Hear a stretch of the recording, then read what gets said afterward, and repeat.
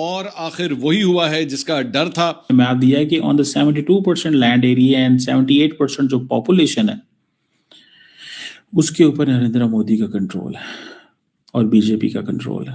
वो जैसे कहते हैं ना, तो उस मैप को मैं देख रहा था, मैं बड़ा हैरान हुआ।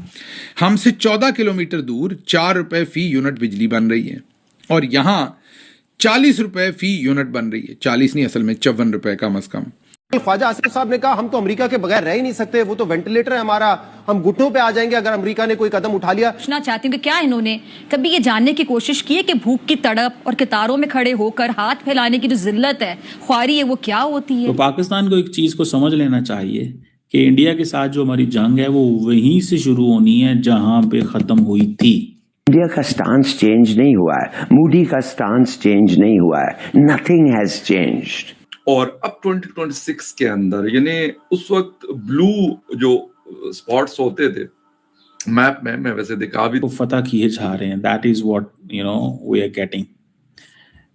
वो कहते ठीक है, ये भी स्टेट मेरे पास आ गई, वो भी स्टेट आ गई। ये इंडिया टुडे ने मैप दिया है कि on the 72% land area and 78% जो पॉपुलेशन है उसके ऊपर नरेंद्र मोदी का कंट्रोल है और बीजेपी का कंट्रोल है।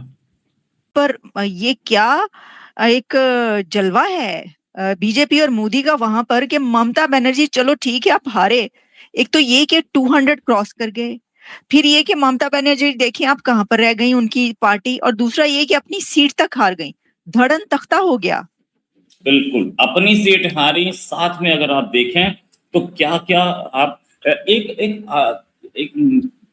कोलकाता में एक मेडिकल कॉलेज में एक लड़की के साथ रेप। हाँ वो तो पता है मुझे, बोला केस जो कुछ अरसा पहले हुआ था।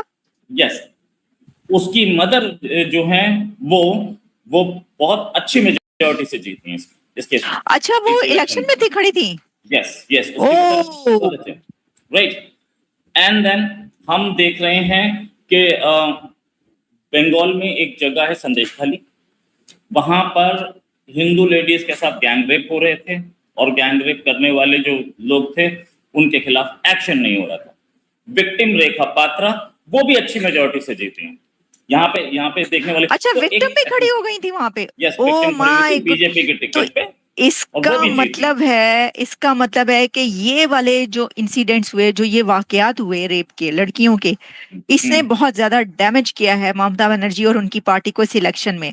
कि देखें उन्हीं के लोग खड़े हो रहे हैं, विक्टिम खड़ा हो रहा है और फिर उसकी लड़की की माँ खड़ी हो रही है और वो जीत रही है। तो ऑब्वियसली ये तो फिर साफ नजर आ रहा है कि ये क्या डायनामिक थी बीच के इसके अंदर। बिल्कुल सही। वो यही ममता बनर्जी हैं जिन्होंने नारा दिया था माँ माटी मानुष, मतलब बंगाली में माँ, माटी मतलब मिट्टी और मानुष मतलब आदमी, इंसान, मनुष्य। माँ माटी मानुष वाली जो लेडी है वही अपने लोगों, अपनी सीट नहीं बचा पाई, बाकी तो दूर की चीज। और एक बड़ा स्ट्रॉन्ग अंडर करंट था जो हम देख पा रहे थे। ममता बनर्जी भवानीपुर से लूज कर गई, अधीर रंजन चौधरी लूज किए, बड़े बड़े लोग लूज किए इसमें। और जीते कौन कौन है आप देखेंगे, दिलीप घोष जीते बीजेपी से, राइट। हमारे आईपीएस ऑफिसर हुमायूं कबीर थे, वो हारे हैं आईपीएस ऑफिसर। इनके जीतने के चांसेस थे। एक और बड़ा इंपॉर्टेंट हम देख रहे थे, फवाद हलीम नाम है उनका, ये टीएमसी लीडर थे। ये भी फवाद हकीम टीएमसी लीडर, ये भी जीते हैं कोलकाता पोर्ट से। इनका अच्छा वो था। रत्ना देवनाथ ये मैडम है, इनकी ये ट्रेनी डॉक्टर थी, ये मदर थी उस लेडी की जो के जिसके साथ रेप हुआ था। अच्छा। ये जीती हैं। ये पानीहाटी असेंबली कॉन्स्टिट्यूएंसी से जीती हैं। आरजी कार मेडिकल कॉलेज का मामला था।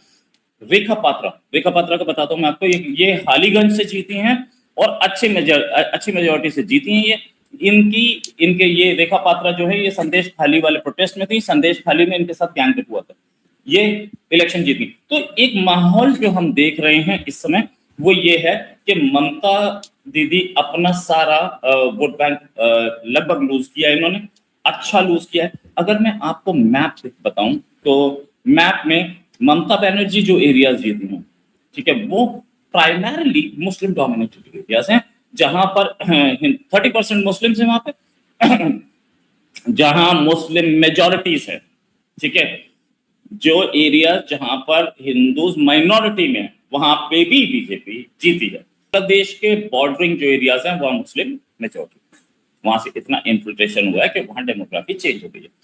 उधर भी कई लोकेशन पे बीजेपी जीतती दिखी है हमें। तो ये एक रेडिकल शिफ्ट है ममता बनर्जी की पॉलिसीज का।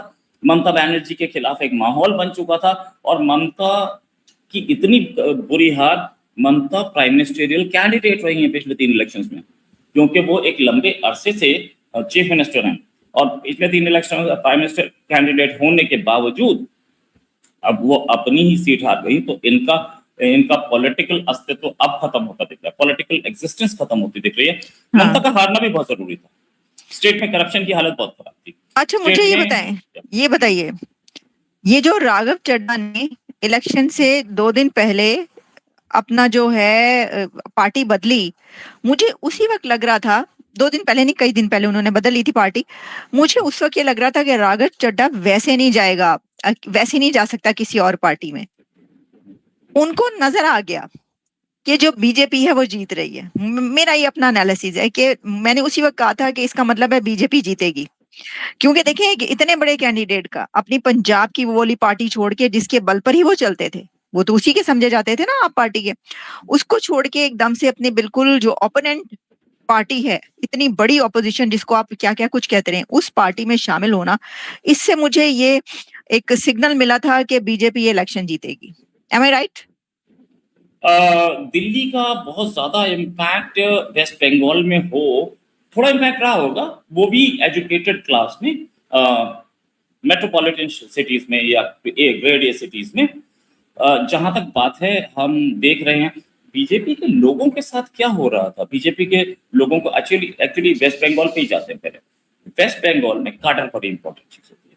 काडर मतलब आपका गाँव के लेवल पे, उससे ऊपर ब्लॉक लेवल पे, उससे ऊपर डिस्ट्रिक्ट लेवल पे आपके कितने वर्कर्स हैं और कितने पावरफुल हैं और कितना उनका